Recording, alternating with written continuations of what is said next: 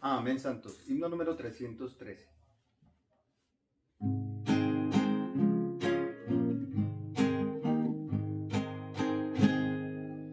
Hemos sido destinados a la edificación, a la imagen de su Hijo, conformarnos quiere Dios, para que su amado Hijo, el primero, llegue a ser entre todos sus hermanos, para su iglesia tener. Somos hijos de Dios Padre por la regeneración, mas la primogenitura se obtendrá por filiación. Al crecer maduraremos, alcanzando la adopción, al llegar a su estatura, se verá la filiación. Nuestro espíritu, alma y cuerpo, conformados al Señor, eso ha de consumarse cuando venga el Salvador, por la redención del cuerpo se completa la adopción y el propósito eterno por la transfiguración. Santificación completa por tal transfiguración, nos iguala a acabado en su glorificación. La creación anhela ardiente la gran manifestación de estos hijos en su gloria y en total liberación. Amén. Amado Padre, cuánto te amamos, cuánto anhelamos tu hablar, cuánto anhelamos tu fluir, tu luz, tu verdad. Ministranos esta noche con tu palabra. Abre tus misterios, abre tu revelación para nosotros. Toma control de todos los detalles externos que puedan afectar este mensaje y los detalles internos que pudieran afectar este mensaje. Concéntranos exclusivamente en ti. Oh, llénanos exclusivamente de ti. Satúranos exclusivamente de ti. Sálvanos de nuestro viejo hombre. Manténnos en el fluir del nuevo hombre. Señor Jesús, abre este mensaje. Oh Señor, Jesucristo como el linaje de David. Aleluya. Oh, llévanos a ver esta palabra, Señor. Gracias, Señor. Amén. Hoy iniciamos una serie de mensajes con la conferencia que ya el entrenamiento que ya conocemos sobre experimentar, disfrutar y expresar a Cristo. Este ya sería el tomo número 3 que estaríamos trabajando con el mensaje número 13 de esa serie de mensajes que ya comenzamos. Y el mensaje que estaremos tocando esta noche es: el linaje de David llega a ser el Hijo de Dios. Y ya hemos hablado suficiente del tema de experimentar, disfrutar y expresar a Cristo, por lo cual deseo comenzar rápidamente con el número romano 1. Pero antes de eso quiero decir que este es un bosquejo tan completo, tan rico, tan bien presentado, que estaremos leyendo y comentando, pero en esta ocasión, a veces, ustedes saben que a veces yo ni leo el bosquejo y entro con una carga directa, pero en esta ocasión nos vemos forzados a tocar este bosquejo porque cada parte, cada palabra, cada sección está bien claro, bien explicado y, y habla mejor que nosotros el bosquejo, pero aún así estaremos trabajando algunas cosas después de esta introducción que estaremos presentando. Amarrado a este número romano 1, que es en Hechos 13, Pablo dijo que del linaje de David, conforme a la promesa, Dios trajo a Jesús por Salvador a Israel. Y que Dios ha cumplido esa promesa, resucitando a Jesús, como está escrito también en el Salmo 2, mi hijo eres tú, yo te he engendrado hoy. Vamos a hablar sobre eso más adelante. Aquí está el Salmo 2, que le hablan allí, que sería el Salmo 2, verso 7. Dice, contaré el decreto de Jehová. Él me dijo, mi hijo eres tú, yo te he engendrado hoy. En este número romano y en el título del mensaje encontramos dos aspectos trascendentes y cruciales. Cristo como linaje de David para establecer el reino de Dios eterno y Cristo viniendo a ser el hijo primogénito de Dios después de haber sido después de haber sido el hijo unigénito en la eternidad pasada, ahora entra a ser el hijo primogénito.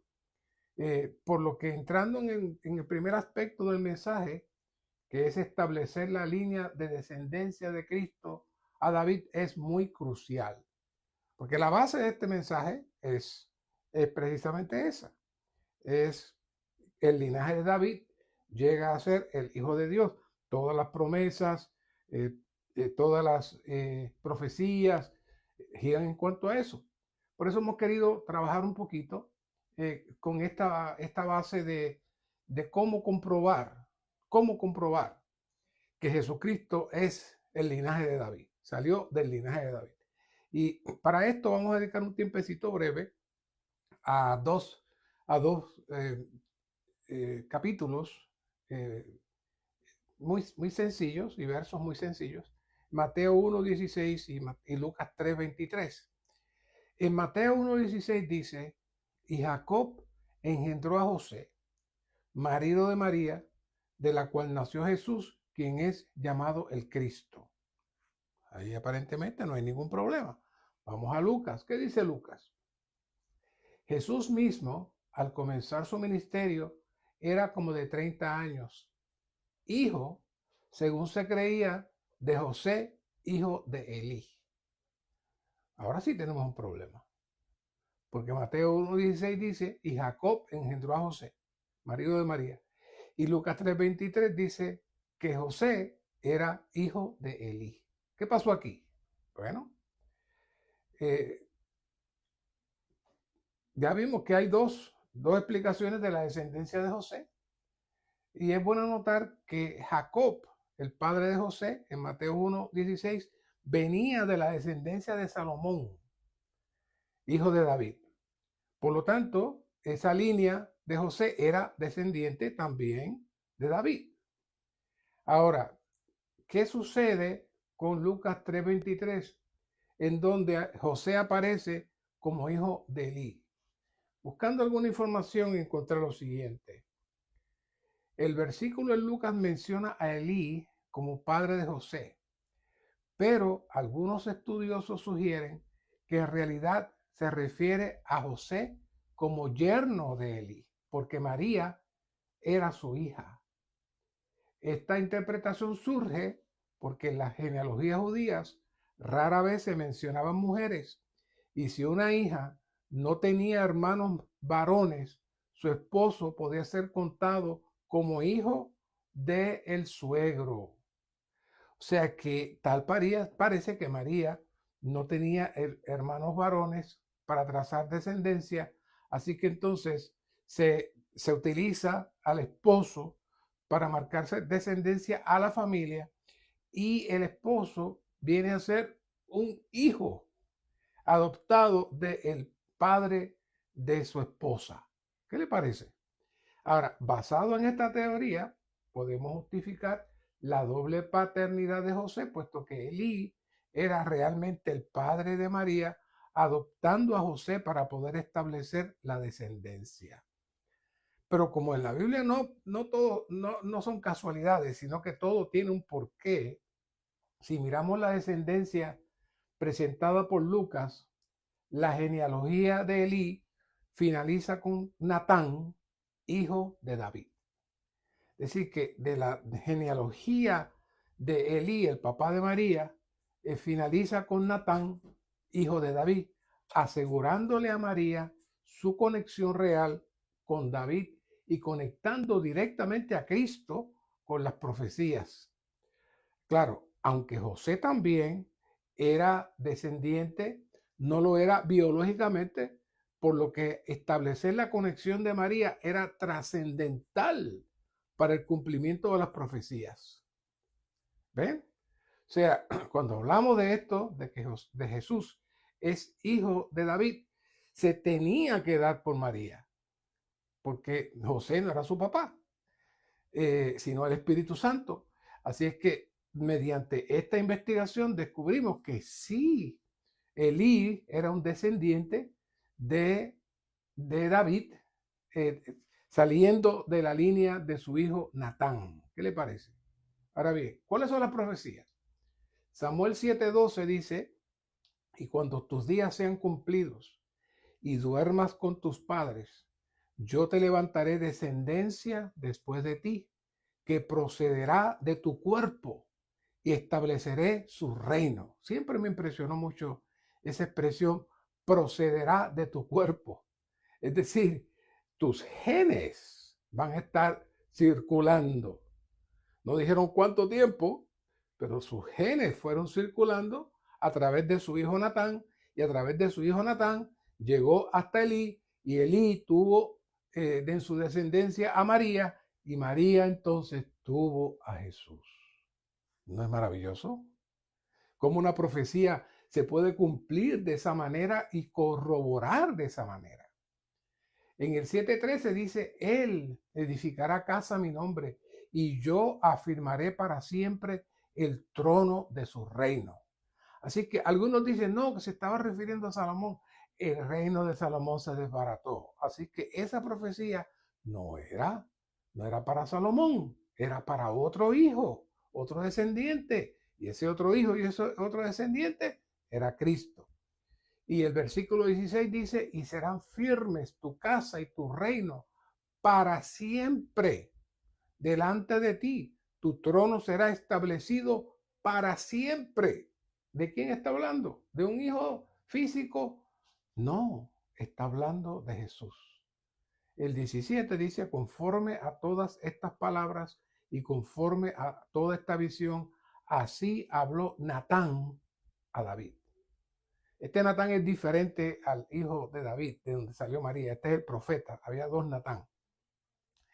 Pablo en el Nuevo Testamento captura esa profecía y dice, Pablo, esclavo de Cristo Jesús, apóstol llamado, apartado para el evangelio de Dios, que él había prometido por medio de sus profetas en las santas escrituras, y aquí está hablando de Samuel, acerca de su hijo, que era del linaje de David según la carne. Que era del linaje de David según la carne. Claro, ya sabemos que la palabra carne aquí se refiere al cuerpo, no al pecado. Hechos 13:22. Después de quitar a este, les levantó por rey a David, de quien dio también testimonio, diciendo, he hallado a David, hijo de Isaí, varón conforme a mi corazón, quien hará toda mi voluntad. Esa era la línea de David. El 23 dice, del linaje de David, y conforme a la promesa, Dios trajo a Jesús por Salvador a Israel. Vean cómo se enfatiza el apóstol Pablo, agarra la profecía y la trabaja, la madura y la fortalece, confirmando que del linaje de David, conforme a la promesa, Dios trajo a Jesús por Salvador a Israel. Así que para tener un aprecio a la palabra que hemos de compartir, nos gustaría repasar un poquito, antes de entrar al bosquejo, que ya después se va solo, este proceso de la encarnación. Porque el proceso de la encarnación, que es el nacimiento de Jesús a través de María por el Espíritu, marca un paso crucial para la humanidad completa hasta el día de hoy. Lucas 1:35 dice, respondiendo el ángel le dijo, el Espíritu Santo vendrá sobre ti y el poder del Altísimo te cubrirá con su sombra. Por eso también los santos, algunos le llaman la cosa santa, que nacerá, será llamado Hijo de Dios. Hay algunos teólogos y manuscritos que explican que el ángel quedó tan impactado con lo que estaba viendo, que era ver un hombre, una criatura. Siempre he llevado la palabra humano y humanidad porque tengo mis reservas con esa palabra, pero el ángel no podía ver cómo un ser viviente, un hombre de la tierra, era perfecto, era puro y estaba ya conectado directamente con Dios. Y él lo llamaba lo santo, o algunos le pueden traducir la cosa santa que nacerá, será llamado Hijo de Dios. Imagínate, Hijo de Dios. Primera de Corintios 15:45 nos van a dar algunas claves para hablar un poquito sobre este nacimiento. Así también está escrito, fue hecho el primer hombre Adán, alma viviente, el postrer Adán. Fíjense el juego de palabras, primer Adán, segundo Adán. Aquí hay unas claves que vamos a descifrar. Espíritu vivificante. Estos dos versos nos entran en el misterio de la encarnación. Primeramente, cuando dice que el Espíritu Santo vendrá sobre ti, está implicando una transmisión entre María y el niño para producir un nacimiento. El Espíritu entra para germinar en María. Por eso dice, vendrá sobre ti. Para entonces de María se produjera el niño. Entonces, cuando dice lo santo que nacerá, está certificando que habrá un nacimiento de un niño, pero separado por el Espíritu y lleno del Espíritu para contener los genes de Dios en los óvulos de María. Pero para que se produzca un hombre con la naturaleza y esencia de Dios. Por eso es que el ángel le llama, lo santo, porque está viendo a Dios ya en ese niño. Pero en 1 Corintios 15:45 vemos otra clave para entender lo que sucedió allí. El primer Adán, el cual tenía cuerpo de hombre, pero sin completar su meta de poseer la vida divina, y el segundo Adán, con cuerpo de hombre, pero cuya esencia era el espíritu vivificante, marca una gran diferencia. Por un lado, nos dice que este segundo Adán, con un cuerpo físico, pero su esencia y naturaleza se transformaría mediante la resurrección en el espíritu dador de vida. Y ese espíritu dador de vida marca entonces el paso para el progreso de la descendencia.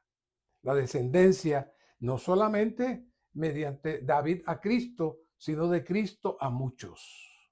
Mucho peso detrás de estas palabras. Romanos 8:3 dice, por lo que la ley no pudo hacer, por cuanto era débil por la carne, Dios enviando a su propio Hijo, y aquí usa esta palabra muy interesante, en semejanza de carne de pecado. Y en cuanto al pecado, condenó al pecado en la carne. Ahora, la pregunta es, si ustedes saben que le hemos dado vuelta a esto de una manera un poquito diferente, ¿cómo se forma la carne de pecado? ¿Qué es tener un cuerpo en semejanza de carne de pecado? Entonces, para eso necesitamos repasar lo que hemos hablado ya varias veces en Génesis 3:17b y Romanos 8:21. En Génesis 3:17b dice, Dios le dice a Adán, maldita es la tierra por tu causa. Eso es Génesis 3:17b. Maldita es la tierra por tu causa. Así le dice Dios a Adán. Ese es el primer verso. El segundo verso, que es Romanos 8:21, dice, con la esperanza de que también la creación misma será libertada de la esclavitud de corrupción a la libertad de la gloria de los hijos de Dios. ¿Qué está pasando aquí? La maldición de la tierra y la esclavitud de la corrupción son sinónimas. El gran problema del primer pecador, Satanás, fue el independizarse de Dios, al igual que la primera pareja también se separaron de Dios. Como nos dice en Romanos 3:23, todos fuimos hechos faltos, sacados, necesitados, destituidos. Hay muchas interpretaciones, pero esencialmente es lo mismo de la gloria de Dios. La gloria de Dios es la atmósfera de Dios mismo que cubre, protege, purifica, santifica y guarda a todo lo que está en ella. Y estar en ella es estar en Dios. Pero la consecuencia drástica y terrible que ocurrió con la rebelión y con la separación de la primera pareja fue que quedamos fuera de la gloria, fuera de su divinidad, fuera de su protección. Eso hizo que todo lo creado entrara, por un lado, en la corrupción, en la esclavitud de la corrupción, y por otro lado, en la maldición de la tierra, y todo lo creado, que por estar fuera de Dios es pecado, es pecado. Así que todos estamos bajo esta corrupción, la esclavitud de la corrupción, y bajo esta maldición. Esa maldición y esclavitud de la corrupción produce el efecto de la muerte, produce la destrucción de todas las cosas que en la ley de termodinámica hemos hablado, que se llama la entropía, situación que Satanás aprovecha para producir una atmósfera ausente de Dios dentro de una fantasía para calmar el vacío de todas las personas, creando lo que se conoce como el cosmos satánico, como sustitución de la gloria, pero con el efecto contrario, que en vez de que es luz, verdad, realidad, el efecto de la atmósfera que Satanás produce es la muerte, las tinieblas y vacío, que procura hacer llenar con diferentes cosas como son entretenimientos, juegos, o aún hombres que exaltan sus virtudes humanas que están vacías sin Dios. Pero entonces, al ellos producir cosas por su esfuerzo, entonces alcanzan algún tipo de satisfacción, pero nunca pueden alcanzar la realidad de todas las cosas, que es Dios mismo. Pero en medio de todo eso, Cristo fue formado en el vientre de María y nació de María con un cuerpo físico, ¿saben qué? También sujeto a la esclavitud de la corrupción. Por eso él podía envejecer, tenía debilidad, podía morir. La única diferencia que el Espíritu Santo estaba con él desde antes de nacer. El Espíritu lo engendra y él estaba constituido del Espíritu. Él se mantenía en Dios y se mantenía en la gloria de Dios. Por un lado, físicamente estaba en la atmósfera de la corrupción, de la esclavitud de la corrupción con su cuerpo, pero por otro lado, en su ser interior y su espíritu estaba fuera de todo eso. ¿Por qué? Porque entonces estaba saturado y protegido de toda contaminación externa. Por eso que él le pudo hablar a Nicodemo de las cosas celestiales y de la constante presencia dual, tanto en los lugares celestiales como en la tierra, diciéndole en Juan 3:13, nadie subió al cielo, sino el que descendió del cielo, el Hijo del Hombre que está en el cielo. ¿Qué es eso? Esa es la dualidad, donde yo estoy físicamente aquí, pero mi espíritu, mi ser interior, está conectado con los lugares celestiales. No, y aunque este no es el tema, usted dirá, qué maravilla era Cristo. Bueno, quiero decir que el Señor cuando resucitó nos sentó a todos los lugares celestiales, implicando que ahora como tenemos su espíritu compuesto dentro de nosotros, podemos entrar a ese espíritu compuesto y también estando aquí, estar tocando los lugares celestiales. Pero de eso hablamos otro día. En los versículos 32 y 33, vemos que Cristo como primogénito de Dios fue prometido a los patriarcas y que Dios cumplió esa promesa resucitando a Jesús. En el 13:22 de Hechos dice, después de quitar a este, les levantó por rey a David, de quien dio también testimonio diciendo, he hallado a David, hijo de Isaí, varón conforme a mi corazón, quien hará toda mi voluntad. El 23, está hablando de Hechos 13:23 ahora, del linaje de este, y conforme a la promesa, Dios trajo a Jesús por Salvador a Israel. Salmo 2:7, contaré el decreto de Jehová. Él me dijo, mi hijo eres tú, yo te he engendrado hoy. Aquí fue el origen donde salió esa expresión. Pídeme y te daré por herencia a las naciones y por posesión tuya los confines de la tierra. Y tú los quebrantarás con vara de hierro, los desmenuzarás como vasija de alfarero. Eso es el Salmo 2, 7, 8 y 9. Aquí hay una nota que quiero leerles con calma, ¿ok? Los versículos 7 al 9 son la declaración hecha por Cristo. Estas palabras fueron citadas por el apóstol Pablo en Hechos 13:33, tal y como leímos, lo cual indica que el Salmo 2:7, que también lo leímos, se refiere a la resurrección de Cristo. Después de haber sido muerto, crucificado, Cristo, el ungido de Dios, fue resucitado para ser engendrado en su vivir de hombre como hijo primogénito de Dios. Mediante esta misma resurrección, todos sus creyentes nacieron juntamente con él para ser sus muchos hermanos, los muchos hijos de Dios. Punto B, dice, la resurrección fue un nacimiento para el hombre Jesús. Fíjense qué expresión. La resurrección fue un nacimiento para el hombre Jesús. Él fue engendrado por Dios en su resurrección para llegar a ser el hijo primogénito de Dios entre muchos hermanos. ¿Qué dice aquí el versículo?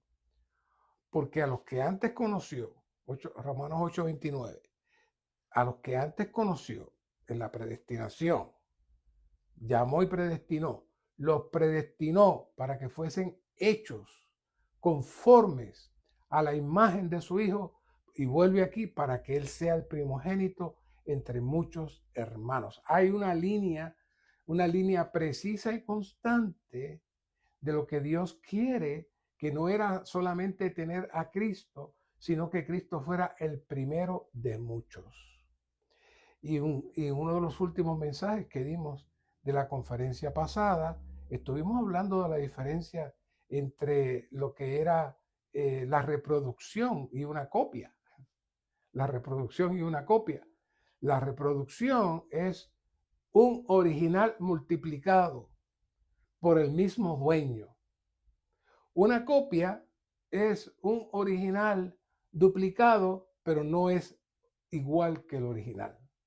Nosotros, dice aquí que nos predestinó para que fuésemos hechos conformes, pero no dice imitados, dice conformes, que fuéramos hechos conformes a la imagen de su Hijo, para que Él sea el primogénito entre muchos hermanos, es decir, que Él sea el primero de muchos como Él. Eso es la vida de iglesia, eso es el propósito de Dios de regenerarnos, de salvarnos, para que podamos ser la reproducción de Cristo en esta tierra, para que Él tenga su cuerpo y tenga su casa.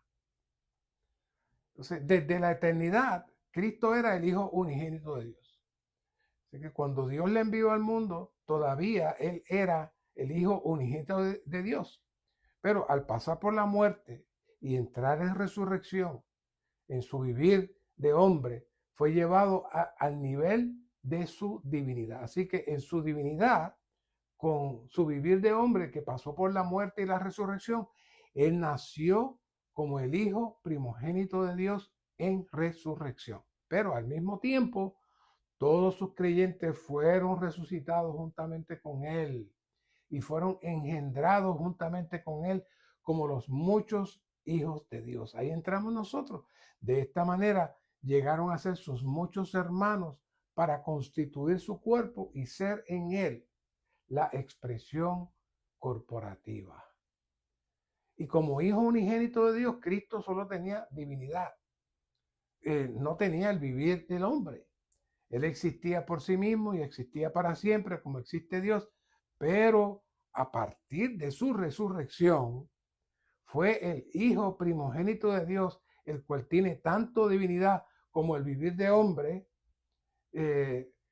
tomando a su Hijo primogénito como base, modelo, elemento y medio, está produciendo, como les dije, muchos hijos, y los muchos hijos que son producidos son los muchos creyentes que creen en este Hijo primogénito de Dios y que son uno con Él. Ellos son, oigan bien, exactamente como Él en vida y naturaleza, y tal como Él tienen tanto el vivir de hombre como su divinidad. Ellos son el aumento y la expresión del Dios triuno eterno y la expresan por la eternidad. Por eso tenemos que decir que hoy la iglesia es una miniatura de dicha expresión. Por lo menos debería ser la miniatura de dicha expresión. Y la nueva Jerusalén en la eternidad será la máxima manifestación de dicha expresión. Y Apocalipsis revela que Dios hace que los pecadores sean sus hijos para esta expresión. Romanos 12:5 quise decir. En Apocalipsis 21:11 nos habla de la nueva Jerusalén, pero Romanos 12:5 nos habla de que Él hace que los pecadores sean hijos para esta expresión y señala hacia la máxima manifestación de esta expresión, que es el cuerpo de Cristo. Todo esto está aquí escondido en lo que es la resurrección de Cristo y viniendo del linaje de David. Seguimos un poquito más adelante. Aquí tengo una palabra adicional. Dios necesitó entrar al Hijo de David en resurrección. Después de su muerte, Dios introdujo al Hijo de David en resurrección para que saliera fuera de la maldición y fuera de la esclavitud de la corrupción.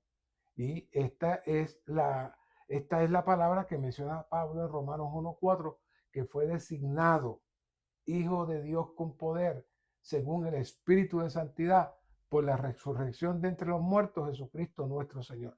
Él necesitó llevar su cuerpo de muerte, su cuerpo que estaba bajo maldición, aunque no en pecado, pero era un cuerpo frágil, un cuerpo que iba a la muerte, pero ahora Él lo levanta y vence la muerte. Pero no solamente se levanta Él, sino que Él es el primero de muchos. Por eso que esta palabra de primogénito tiene tanto peso, porque está hablando del primero que logró levantarse de la muerte y entrar en la atmósfera otra vez de la gloria de Dios. Y ahí es que el Señor nos está llevando cada día hoy. cada día hoy. Aquí el punto se dice, Pablo pudo ver la resurrección del Señor en el Salmo 2:7, cuando lo que leímos, mi hijo eres tú, yo te he engendrado hoy. Y es muy alumbrador que Pablo se dio cuenta de esto. Pablo aplicó la palabra de hoy al día en el momento de la resurrección. Pablo se dio cuenta que la palabra del Salmo 2:7 se cumplió en la resurrección del Señor. La resurrección de Cristo fue en su nacimiento como hijo primogénito de Dios. Él era el unigénito, pero al introducir su cuerpo de hombre en la muerte y este cuerpo de hombre llevarlo a la resurrección, vino a ser el primero de muchos hijos. Jesús, el Hijo del Hombre, nació para ser el Hijo de Dios al ser levantado de los muertos. Por tanto, que Dios levantara a Jesús de los muertos equivalía a que él fuera engendrado por Dios para ser su hijo primogénito. El hijo unigénito no necesitó ser engendrado, pero el hijo primogénito sí necesitó ser engendrado nuevamente porque los genes de Dios ahora estaban afectando el cuerpo físico de Cristo. Hay doctrinas y hay grupos que utilizan esto para decir que Cristo no era Dios. Pierden toda la palabra cuando el apóstol Pablo utiliza la palabra primogénito versus unigénito. Antes Cristo era el unigénito, no creado, sencillamente existió. Pero este hijo primogénito, que fue el hijo que nació de María, descendiente de David, ahora está cumpliendo su profecía, porque ahora él viene a ser el primogénito de muchos en esta atmósfera donde entraremos directamente a la realidad de Dios. Por medio de la encarnación, el Hijo unigénito de Dios se vistió de hombre y llegó a ser el Dios hombre. Podemos ver esto en Juan 1:14, 18, Lucas 1:35. Después, en resurrección, este Dios hombre nació de Dios. Este Dios hombre nació de Dios para ser su primogénito. Maravilloso. Así que antes de la encarnación, el Hijo unigénito de Dios no poseía la naturaleza de hombre. Él únicamente poseía la naturaleza divina. En resurrección, el Hijo primogénito de Dios posee tanto la naturaleza de hombre como la naturaleza divina.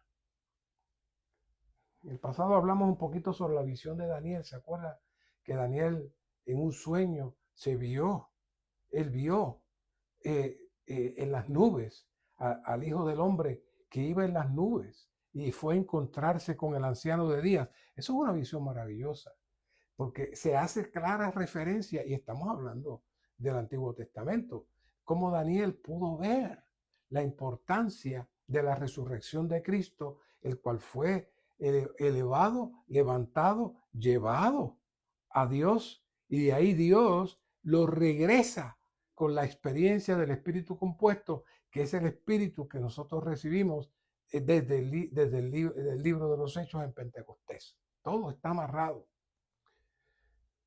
Punto es, mediante su resurrección, Cristo nació para ser el Hijo primogénito y a la misma vez todos sus creyentes nacieron, qué bueno, para ser muchos hijos de Dios.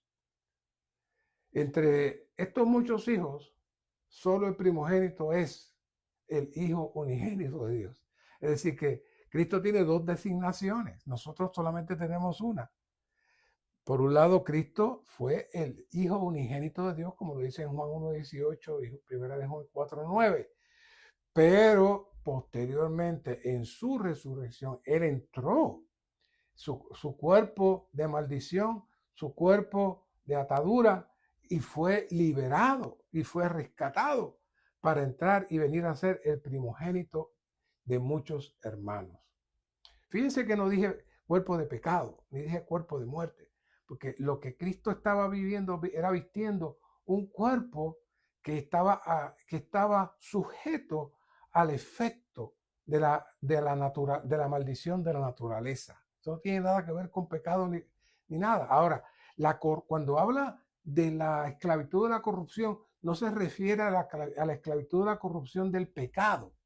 No, cuando hablo de la esclavitud de la corrupción en Romanos, se refiere a que nuestro cuerpo envejece y que nuestro cuerpo se corrompe y muere.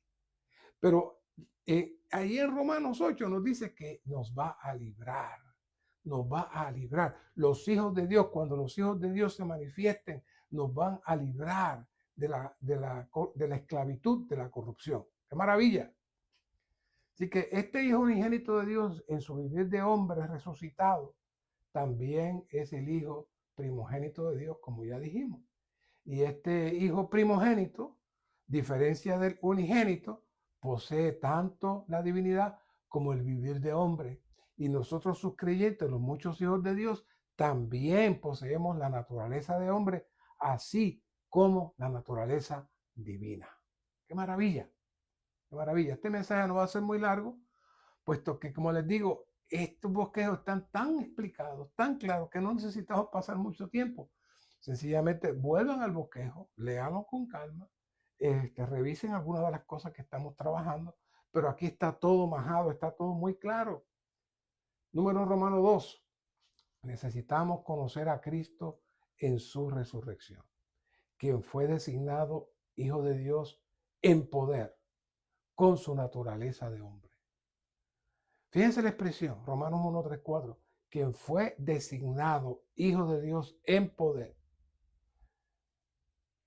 Entonces usted dirá, ya lo explicamos, pero es que Cristo era Hijo de Dios, era Hijo unigénito de Dios. Pero tuvo que su naturaleza física pasar por el proceso de muerte y resurrección y producir una nueva creación para venir a ser el primero de muchos con esta nueva creación. Para eso vino la resurrección. Con el espíritu de autoridad, con el espíritu de poder, entonces infundió vida a ese cuerpo de muerte, ese cuerpo débil, a ese cuerpo afectado por la maldición de Génesis 3:17, y ahora vino a ser entonces un cuerpo resucitado, lleno de la divinidad, pero lo más glorioso que él vino a ser el primero de muchos. Repitiendo aquí otra vez y repasando, antes de su encarnación y resurrección, Cristo era el Hijo de Dios, el Hijo unigénito. Y aunque Cristo ya era el Hijo de Dios antes de la encarnación, todavía necesitaba ser designado Hijo de Dios por la resurrección, debido a que en la encarnación él se había vestido de un vivir de hombre, lo cual no tenía relación alguna con la divinidad. Ese es todo el proceso, ese es todo el proceso. Y después que el Hijo de Dios se encarnó, su naturaleza divina quedó escondida por la carne. Es decir, que su cuerpo físico básicamente vistió su naturaleza divina. Cristo ya era el Hijo de Dios en su divinidad, pero aquella parte de él, que era Jesús con su vivir de hombre, nacido de María, no era parte del Hijo de Dios, del unigénito. Es decir, que por eso él necesitaba ser el primero entre muchos, porque él ahora pasó por el proceso de muerte, resurrección. Entonces Cristo se santificó, elevó su vivir de hombre y él fue designado Hijo de Dios. Y con este vivir de hombre por la resurrección, él fue engendrado como Hijo de Dios en resurrección. Por eso él introdujo su vivir físico, natural, y lo introdujo dentro de la divinidad. Y usted dirá, qué bonito, ese es lo que nos espera a nosotros también. Acuérdese, él es el primogénito entre muchos. Esta designación del Hijo de Dios fue en poder. Esto es el poder de la resurrección de Cristo, cuya realidad es el Espíritu.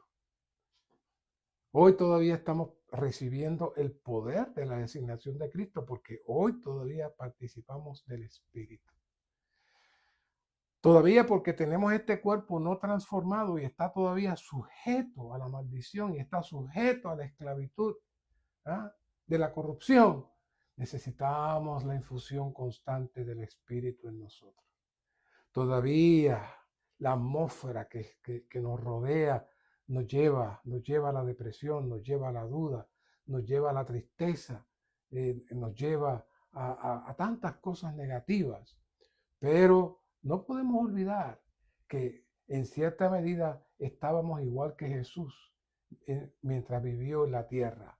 Por un lado, tenía un cuerpo físico de hombre, pero por dentro él tenía la naturaleza divina, la unción divina, el poder divino y se mantenía en los lugares celestiales. Hoy necesitamos practicar tal cosa. Por eso nosotros invocamos tanto el nombre del Señor y clamamos Señor Jesús, oh Señor Jesús. ¿Por qué? Porque cuando hacemos eso, el Hijo primogénito se mueve dentro de nosotros y nos conecta con los lugares celestiales. Mediante la designación en la resurrección, el Cristo, y vuelvo otra vez, que ya era el Hijo de Dios antes de su encarnación, llegó a ser el Hijo de Dios en una nueva manera. Qué bonito. Vino a ser el Hijo de Dios en una nueva manera. Antes de su encarnación, Él era el Hijo de Dios que poseía únicamente divinidad. Maravilloso. Estaba allí en el concilio de la creación del hombre. Aún el cuerpo de Adán fue una copia del cuerpo del Hijo de Dios, una copia del cuerpo de Cristo, que de ahí no es que Dios creó al hombre y que de ahí entonces se produjeron, no, la imagen física de un hombre ya estaba dentro de el concilio de la Trinidad y se utilizó esa imagen física del hombre que representaba y expresaba a Dios para producir el primer hombre y de ahí salimos todos.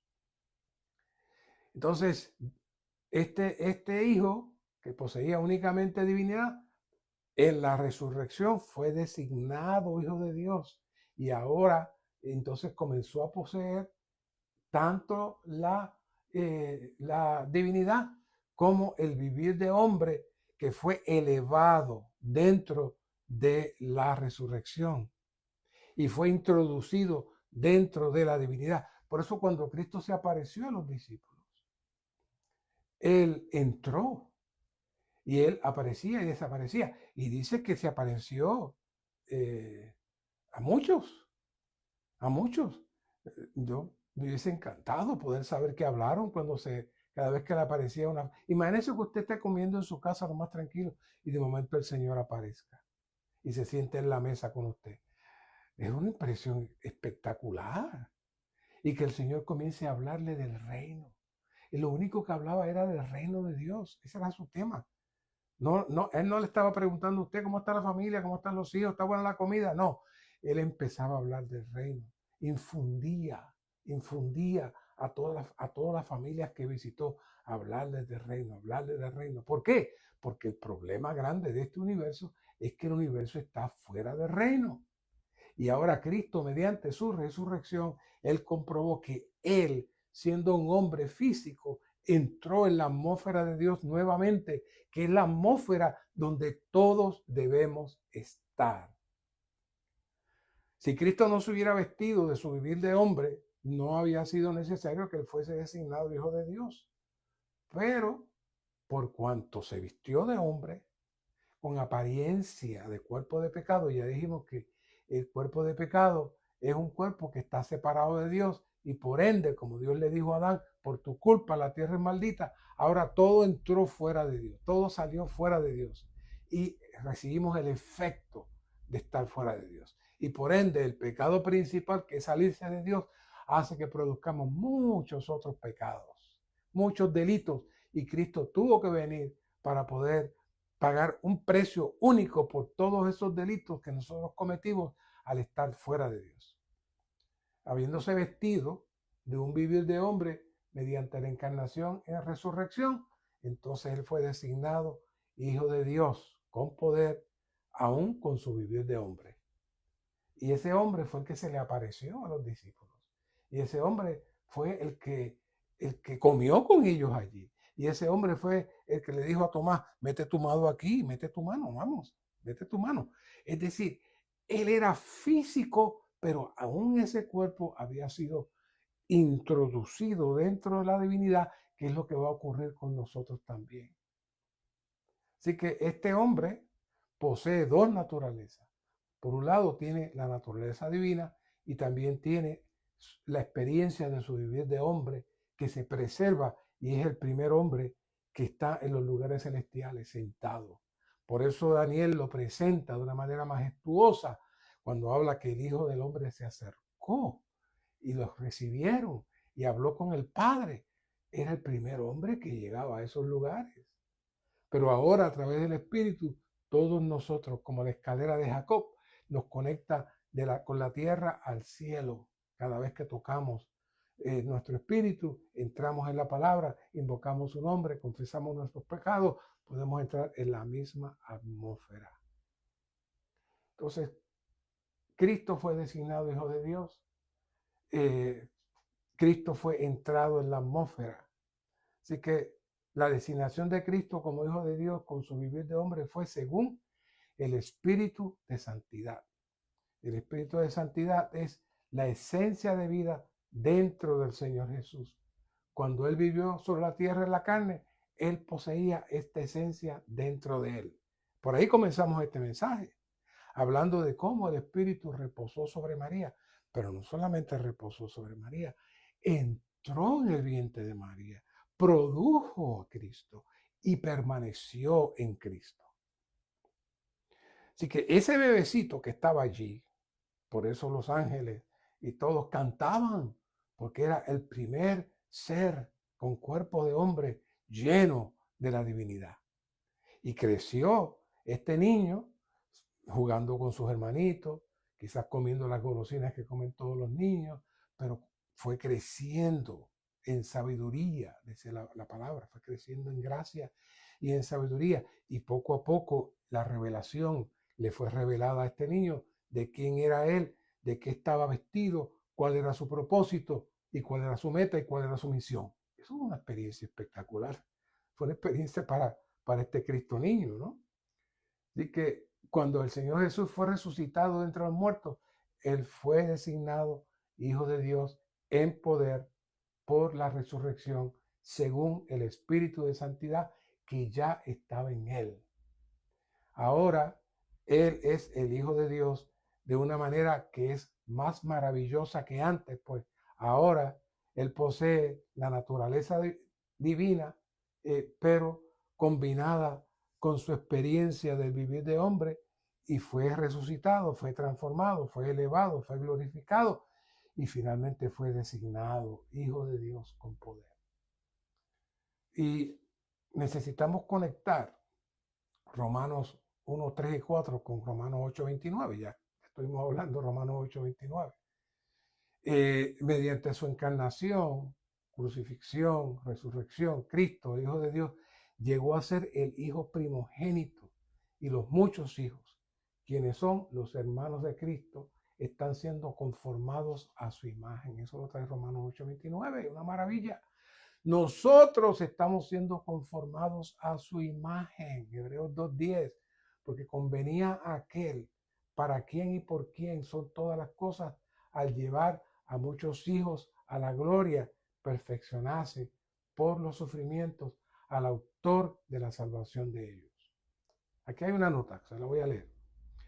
El último paso de la gran salvación de Dios es introducir en la gloria a los muchos hijos de Dios. Romanos 8 nos dice que la obra de gracia que Dios aplica comenzó con su presencia, pasó por la predestinación, el llamamiento, la justificación y concluirá con la glorificación. Romanos 8 nos revela también que toda la creación aguarda con anhelo la revelación, que es la glorificación de los hijos de Dios, con la esperanza de que la creación misma entre en la libertad de la gloria de los hijos de Dios. Esto será realizado por el Señor a su regreso, cuando seremos manifestados con Él en gloria. Esta es nuestra esperanza. La glorificación de los hijos de Dios como meta de la salvación de Dios durará por todo el reino milenario y será manifestada plenamente en la Nueva Jerusalén por la eternidad. Pero ¿qué es lo que está pasando ahí? Cuando el Señor venga, vencerá entonces, romperá la maldición y vencerá la esclavitud de la corrupción. Y entonces no solamente nosotros, sino toda la naturaleza volverá a su estado original, cubierta, protegida y bendecida por la gloria de Dios. Así que una vez más, toda la carga de la economía de Dios es restaurar el orden del universo. Y ya pasamos, tuvimos esa conferencia maravillosa, conforme a su gobierno y en su justicia, con miras a la manifestación de su reino, cuya culminación será la nueva Jerusalén. Esto se inicia en nuestro vivir en justicia por medio de nuestro espíritu. Este vivir en justicia nos entra en la realidad del Evangelio de la gloria de Cristo, el cual es la esfera de la gloria de la cual fuimos sacados, pero ahora estamos creciendo en ella. ¿Ves esta porción de 2 Corintios 3:18? Somos transformados de gloria en gloria en la misma imagen. Esto es la esencia del Evangelio de la gloria de Cristo, hasta la misma imagen que nos presenta por otro lado en 2 Corintios 4:4b, la iluminación del Evangelio de Cristo, el cual es la imagen de Dios. O sea que el objetivo del Evangelio es trasladarnos otra vez a la gloria, a la atmósfera de Dios de donde fuimos sacados. En Romanos 1, 3 y 4 vemos que el Hijo de Dios es el prototipo, mientras que en Romanos 8:29 los muchos hermanos son aquellos que han sido reproducidos en serie. Así es que se debe decir, reproducidos en serie a partir del prototipo. Y al ser salvos en vida, serán hechos conforme a la imagen del Hijo primogénito. Claro, cuando el que reproduce es una máquina, nunca va a salir el original. Pero cuando reproduce es el que produjo el primero, todos los demás son originales. Quede eso claro. Esto nos trae al asunto de la deificación. Me encanta esa palabra porque es la palabra que debieron utilizar siempre que usted oiga la palabra piedad. Esa es la palabra que se debió utilizar. Ahora el ministerio la trae aquí. Esto nos trae al asunto de la deificación e implica que la intención de Dios en su economía es hacerse hombre a fin de que en Cristo nosotros los creyentes vengamos a ser hijos de Dios y lleguemos a ser Dios en vida, en naturaleza y en constitución intrínseca, mas no en su deidad o en su autoridad suprema. No estamos para eso. Él siempre será el único Dios verdadero. Pero sus hijos, hey, si las gallinas tienen pollitos, pues van a producir más pollitos y van a producir más gallinas y más gallos. Y si los perros y la perra para ese perrito no va a producir gallos, va a producir perritos. Y cuando Dios tiene hijos, ¿qué produce? Pues produce seres como Él. Para eso Cristo murió, resucitó y vino de la descendencia de David, para que ahora nosotros participamos de su misma esencia y naturaleza, para que vengamos a ser sus muchos hijos, sus muchos hijos. Así que damos gracias al Señor por este mensaje, un mensaje conciso, compactado, pero muy hermoso, que nos introduce a este primer mensaje de este entrenamiento, el cual esperamos en el Señor que podamos profundizar más, poco a poco, en todos los mensajes que llegan. Le damos gracias, Señor, por este tiempo, por esta palabra. Permite que nosotros en nuestra vida diaria, en nuestra vida de iglesia, podamos disfrutar de lo que es ser hermanos de este primogénito. Que podamos disfrutar y experimentar lo que es ser copartícipes de la naturaleza divina que mora en Jesús, que ha sido ahora implantada en nosotros, en nuestro espíritu. Sigue laborando para que la gloria nos siga alcanzando hasta que un día podamos tener la misma imagen del Señor Jesús. Gracias, Señor. Amén.